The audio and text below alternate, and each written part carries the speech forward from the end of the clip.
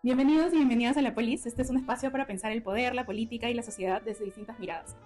Hoy hablaremos de un tema que puede parecer propio del cine o la literatura, pero que, si miramos bien, nos dice mucho sobre cómo se ejerce el poder en nuestros cuerpos y nuestras vidas. Nuestro episodio se titula Entre el miedo y la muerte, biopolítica, necropolítica y el horror como espejo del poder. Para eso, conversaremos con la doctora Daniela Wurst, directora de Estudios Generales Letras y docente de la Facultad de Letras y Ciencias Humanas de la PUC. Profesora Daniela, bienvenida a La Polis. Es Muchas un gusto gracias. tenerla con nosotros. Gracias, Sofía. Gracias por invitarme a este episodio de La Polis. Genial, bienvenida. Justo a nosotros nos parece muy importante también hablar de este tema.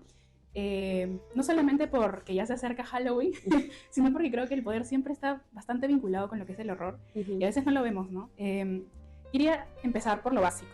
A veces nosotros pensamos en el terror como un género del entretenimiento, pero en realidad detrás de ese miedo puede haber una lectura del poder, ¿no? Desde su experiencia, ¿cómo es que se conectaría el género del horror con lo político?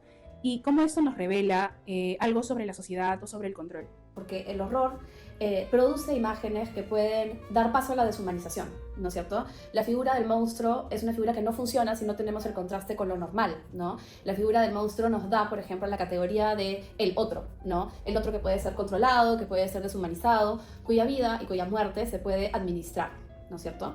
Entonces, por un lado, ¿no? El horror puede ser un dispositivo de un poder, ¿no? De un poder totalitario, de un poder donde se operan estados de excepción, ¿no es cierto? Donde se habla o se administra, ¿no? Tanto la vida como la muerte, quienes merecen vivir y a quienes se les aplica la muerte, ¿no? Que Judith Butler hablaba cuando habla sobre vidas precarias, ¿no?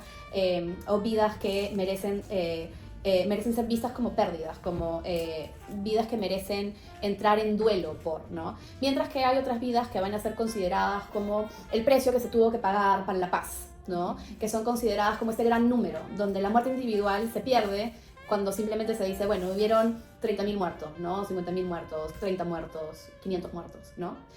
Entonces, por un lado, el horror puede ser utilizado como que en complicidad con el poder, ¿no? Porque nos da estas imágenes de lo monstruoso, aquello que consideramos como un otro, como algo que consideramos como no humano, y por ende que no merece los derechos del humano. Pero por otro lado, y esto es lo interesante en lo moldeable del género, es que el horror también puede ser utilizado como un discurso de resistencia, como un discurso subversivo. ¿Qué pasa cuando esto monstruoso no se ve necesariamente en la figura del otro o en la figura del monstruo, sino del lado de los propios humanos, ¿no? El horror sociopolítico lo que nos muestra es cómo la sociedad se vuelve monstruosa justamente en el proceso de deshumanizar al otro, ¿no? Entonces, el poder está muy vinculado con el horror en estas dos dimensiones. Por un lado, como dispositivo de poder, ¿no? Como cómplice con el poder para mantener un status quo, ¿no? Para mantener un discurso conservador, para preservar un miedo que puede ser utilizado y que es manipulable, ¿no? Etcétera. O para justificar, ¿no? Ciertas invasiones, ciertas políticas, ciertas muertes, ¿no? Y por otro lado, el horror también puede ser una fuente de resistencia, al justamente volverse un espejo que nos muestra que la monstruosidad se encuentra del lado del humano que deshumaniza. Justo hablar de ello, sobre biopolítica, que también mencionaba Foucault, que era como este poder que administra la vida, los cuerpos, la salud de una población, ¿no? De un grupo de personas. Incluso Membe después lo lleva más allá con la necropolítica, ¿no? Que era como este poder de decidir quién muere, ¿no? No solamente quién vive, sino quién merece o tiene que morir. Entonces, justamente llevándolo más al lado del horror sociopolítico, ¿qué diría usted que, de qué manera el terror puede traducirse en esas imágenes de horror sociopolítico? Creo que siempre cuando enseño, justamente me vengo de enseñar la clase sobre zombies, que siempre lo pienso como una figura que se piensa desde la masa y se piensa desde la colectividad. Y siempre utilizo a Membe como el lente crítico desde donde leer la figura del zombie, ¿no? ¿Por qué? Porque ¿qué cosa es el zombie, no? Es una figura sin esencia, ¿no? Es una figura que, a diferencia, por ejemplo, del vampiro, que es individual, que tiene un nombre, que tiene una historia, ¿no? Que tiene todo un lore, ¿no? Un lore. El zombie es esa figura que solo existe en el presente de su explotación, ¿no? Entonces, el zombie me parece una gran metáfora para pensar en la necropolítica, porque es una figura que puede representar distintas cosas, ¿no? Puede representar la esclavitud, puede representar sujetos marginados, ¿no? Puede representar refugiados, inmigrantes ilegales, ¿no? O sea, es una metáfora que funciona en su colectividad, pero nos puede hablar de aquellos que de alguna manera no son considerados como muertos vivientes, en el sentido de que no gozan los mismos derechos, ¿no? que todos los sujetos, ¿no es cierto? Entonces, con el concepto de necropolítica, ¿no? Estamos hablando sobre el derecho soberano frente a la muerte, decidir quién puede morir, o la justificación de la muerte por una causa o por generar control, ¿no? O llevar, y esto es profundamente irónico, hacia la paz, ¿no? Dice, bueno, ya, una guerra termina, ¿no? Entonces estas muertes de alguna manera están justificadas, ¿no? Uno murió por una causa, ¿no?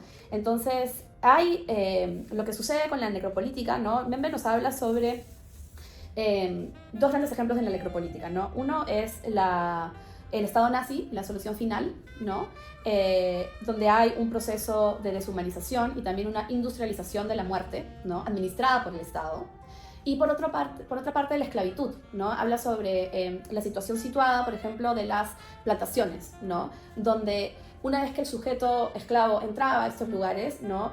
Perdía toda condición de humanidad y solamente era pensado en tanto podía trabajar, ¿no? el campo, ¿no? Entonces, el esclavo, la condición de esclavo resulta para Mbembe en una triple pérdida, ¿no? Que tiene que ver, en principio, con la pérdida de hogar, en segundo lugar, con la pérdida de los derechos sobre su propio cuerpo, y en tercer lugar, la pérdida de su estatus político, ¿no?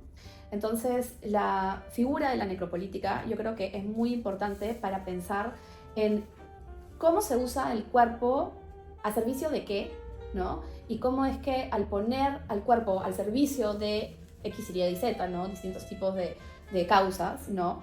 Este cuerpo pasa por un proceso de deshumanización, donde se convierte literalmente en un muerto en vida. Es bastante fuerte esta idea porque me parece muy, muy cruda, pero también muy real, porque de hecho en nuestro país hemos visto varios ejemplos de esto, creo yo. Ahorita se me viene a la mente, por ejemplo, la represión militar que hubo en el conflicto armado interno, cómo estas fuerzas policiales y militares también vivieron este tipo de cosas, ¿no? Y a veces esta violencia se suele justificar como tenía que pasar para que llegara luego el periodo de paz. Cuando nosotros vemos también el horror contemporáneo, cree que hay imágenes, ¿no? En el cine, en la literatura, que nos puedan ayudar un poco a pensar en esta lógica de esa muerte administrada. Justamente lo que habla Mbembe es de como un estado de excepción, ¿no es cierto? En donde la muerte se justifica por una causa mayor, ¿no es cierto? La muerte se justifica para preservar el orden, ¿no? La muerte se justifica para acabar un conflicto, ¿no? O llevar a un estado de paz. Pero hay todo como una... O sea, lo interesante del término es como esa capacidad de administración que viene de parte del Estado, ¿no? Y justo hoy día en clase hablaba sobre el ejemplo de la guerra de Vietnam, ¿no? Porque estábamos viendo Noche de los Muertos Vivientes, que es una película del 68, donde justamente Romero estaba respondiendo a la especularización de la guerra, ¿no? A que es la primera guerra televisada, ¿no? Y vemos cuerpos y cuerpos y cuerpos y ataúdes regresando a Estados Unidos, ¿no?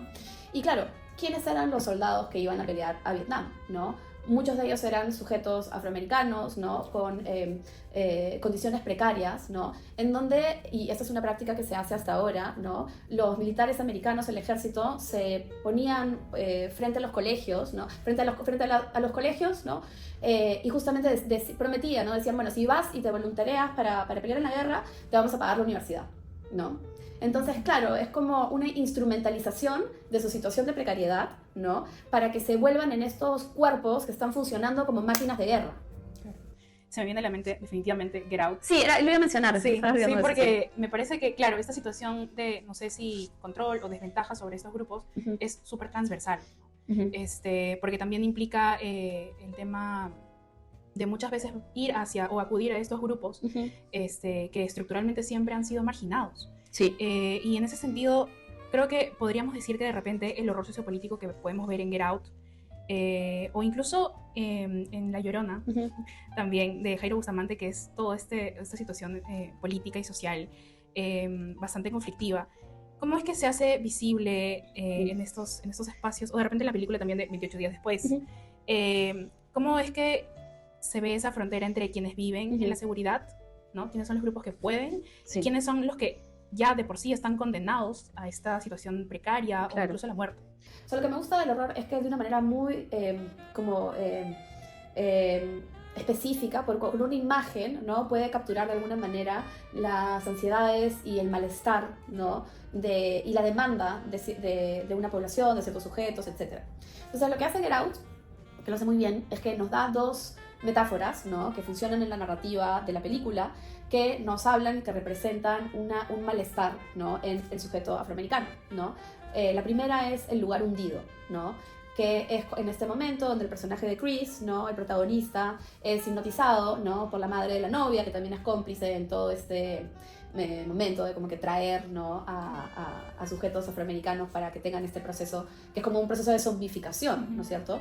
Pero lo que vemos en esa escena, cuando él se hunde en The Sunken Place, o el lugar hundido, es que está como suspendido, ¿no es cierto? No tiene ningún tipo de soporte, ¿no? Y por más de que grite, y que grite demasiado alto, nadie lo va a escuchar, ¿no? Entonces, eso nos habla sobre este sentimiento, ¿no? De que no hay un apoyo estructural, ¿no? Para el sujeto afroamericano, ¿no? De que la esclavitud, por más de que se piense de que acabó después de la guerra civil, sigue estando presente, ¿no? Mediante distintas políticas que también vienen de parte del Estado, ¿no? De hecho, hay un gran documental de Ava DuVernay que habla sobre el artículo 13, ¿no? Que lo que dice, ¿no? Es que ya no hay esclavitud, pero si estás en prisión, los prisioneros pueden trabajar gratis, ¿no? Entonces, claro, todo el sistema carcelario estadounidense de alguna manera ha encontrado una manera de seguir beneficiándose de la labor de los sujetos afroamericanos a través de como este loophole, ¿no? Como que este otro camino para llevar hacia la explotación, ¿no? Y eso es evidente en la cantidad de arrestos arbitrarios que hay, en usar el perfil racial para arrestar a sujetos, etcétera, ¿no? Entonces hay como un sentimiento de abandono que viene a través de esta metáfora. La otra metáfora es la del experimento Coaula, que es básicamente lo que hace la familia y estos sujetos blancos, ¿no? Que el cuerpo afroamericano es pensado ahora ya como un cuerpo en potencial que no está siendo bien utilizado por la mente del sujeto afroamericano.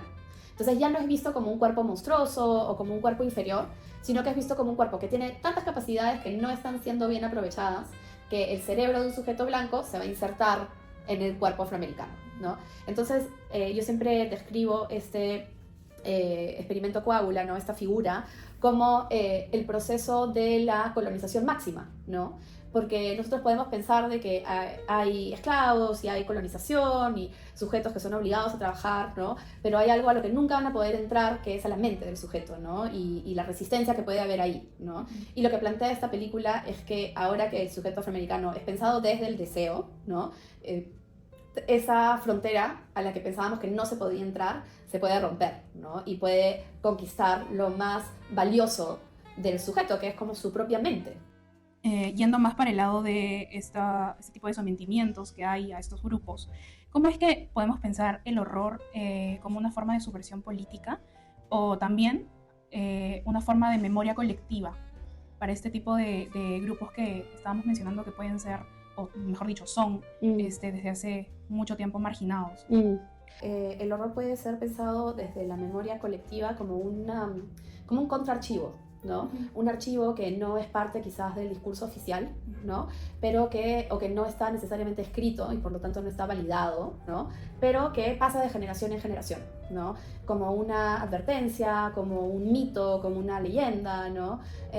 Pensemos en La Llorona o en la película Huesera, ¿no? Michelle Garza Cervera, ¿no? Estos mitos, por más de que no están puestos en papel, ¿no? O no están guardados en un archivo oficial, tienen una vida propia, ¿no? Que se transmite de generación en generación y que sirve, ¿no? De alguna manera para protegernos o advertirnos, ¿no? O sentir una desconfianza, ¿no? Necesaria, ¿no? Entonces creo que el horror y las imágenes que vienen del horror, de las leyendas folclóricas, pueden servir como un contraarchivo, ¿no? Elaborado de manera colectiva y preservado de manera colectiva, ¿no? Que cuentan la historia desde este otro punto de vista, ¿no? Ir poniendo un cierre, me parece que sería interesante poder hacer una reflexión sobre cómo es que el poder a través del horror nos puede mostrar o nos puede enseñar el miedo y la muerte, y cómo es que nosotros como estudiantes de ciencia política o personas que nos interesa la disciplina de la ciencia política o la política en general, podemos aprender del horror.